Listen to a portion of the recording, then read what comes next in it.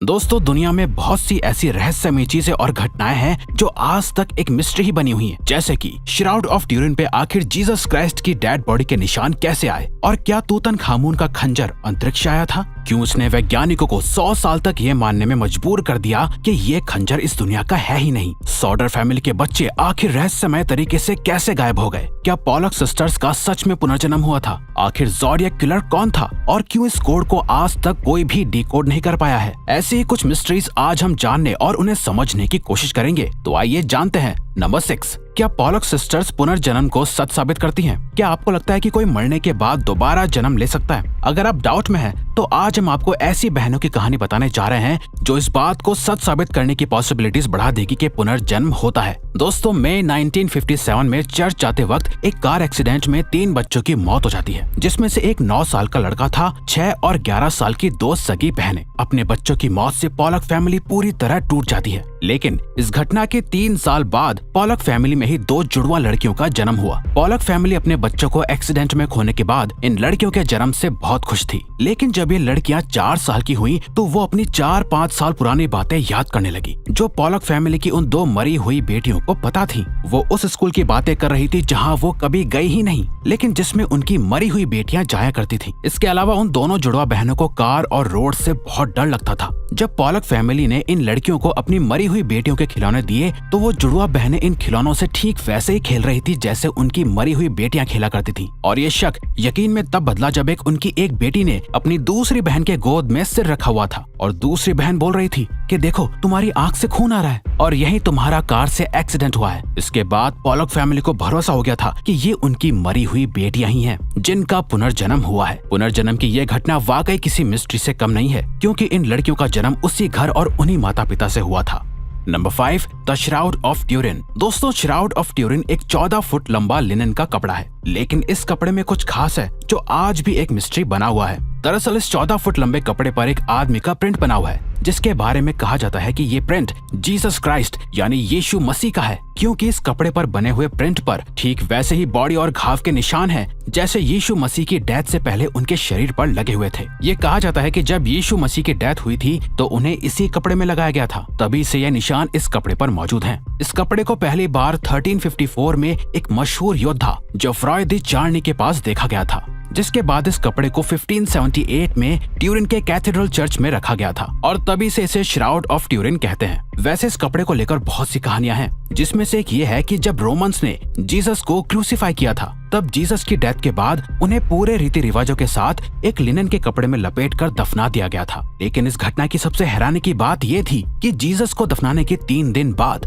जब मकबरे का निरीक्षण किया गया तो उनकी बॉडी वहाँ नहीं थी। वहाँ पर वो सिर्फ लिनन का कपड़ा मौजूद था जिसमें जीसस को लपेटा गया था। इसीलिए ऐसा माना जाता है कि यह श्राउड ऑफ ट्यूरिन वही लिनन का कपड़ा है जिसमें जीसस को लपेटा गया था। अब तक इस कपड़े की बहुत सी रिसर्च की जा चुकी है। रिसर्च में पता चला कि इस कपड़े पर कुछ लैटिन और ग्रीक भाषा के वर्ड्स लिखे हुए थे, जिससे ये पक्का हो गया था कि यह कपड़ा 2000 साल पुराना है। लेकिन जब इस कपड़े की कार्बन डेटिंग चेक की गई तो पता चला कि यह कपड़ा 1200 या 1300 ईस्वी का है, जिससे इस कपड़े का जीसस से कोई भी रिलेशन नहीं बन पा रहा था, और तभी से ये श्राउड ऑफ ट्यूरिन एक मिस्ट्री बना हुआ है। नंबर 4, आखिर सॉडर चिल्ड्रन कहाँ है? सॉडर फैमिली की मिस्ट्री 1945 में क्रिसमस से पहले की रात को शुरू हुई थी। सॉडर फैमिली यूनाइटेड स्टेट्स के वेस्ट वर्जीनिया में एक छोटे से टाउन फेटविल में रहती थी। इस फैमिली में जॉर्ज सॉडर और जेनी सॉडर अपने 10 बच्चों के साथ रहते थे। जब सॉडर फैमिली को घर में आग लगने का एहसास हुआ तो वो सब अपनी जान बचाने के लिए बाहर भागे। जॉर्ज ने बाहर देखा कि उनके 5 बच्चे अभी भी बाहर नहीं आए हैं। वहीं घर को पूरी तरह से आग की लपटों ने घेर लिया था। जॉर्ज ने बच्चों को बचाने के लिए सीढ़ी ढूंढी, लेकिन उस वक्त सीढ़ी गायब थी और उन्हें वो नहीं मिली।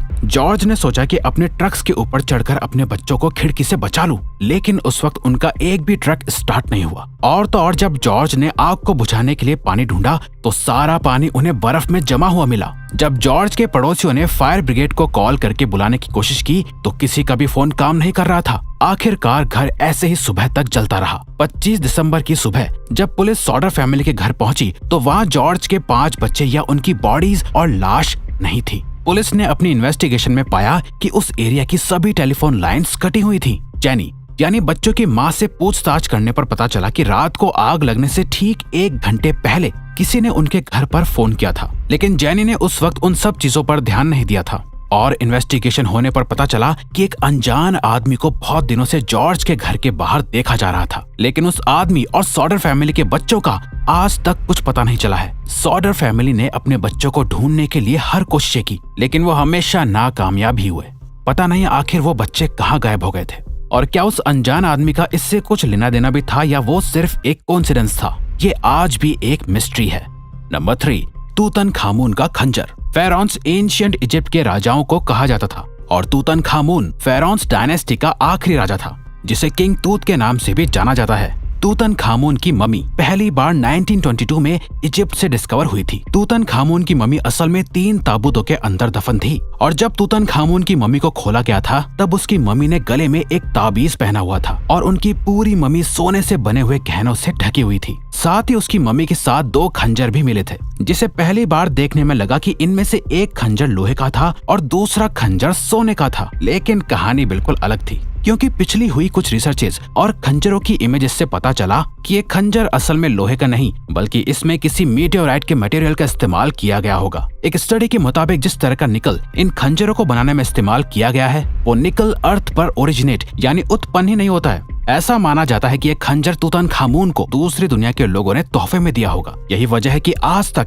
ये पता लगाना नामुमकिन ही है कि आखिर तूतनखामुन का खंजर किसने बनाया होगा और इस खंजर को बनाने के लिए मटेरियल उन्हें कहां से मिला होगा। ऐसा भी हो सकता है कि उस वक्त कोई मीटियोर अर्थ पर गिरा हो जिससे इस खंजर को बनाया गया होगा, या उस वक्त भी लोग स्पेस में जाते हो। कुछ भी साफ नहीं कहा जा सकता, इसीलिए ये खंजर आज भी एक मिस्ट्री बना हुआ है।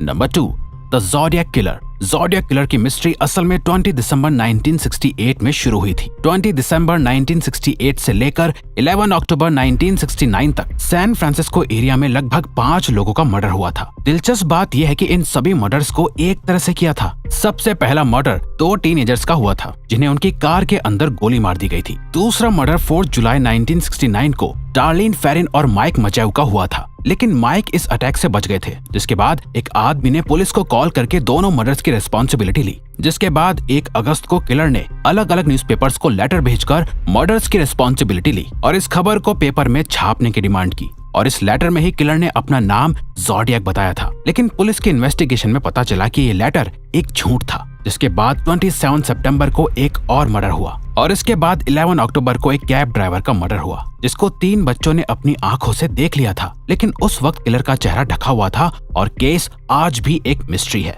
Number 1, shepherd's monument.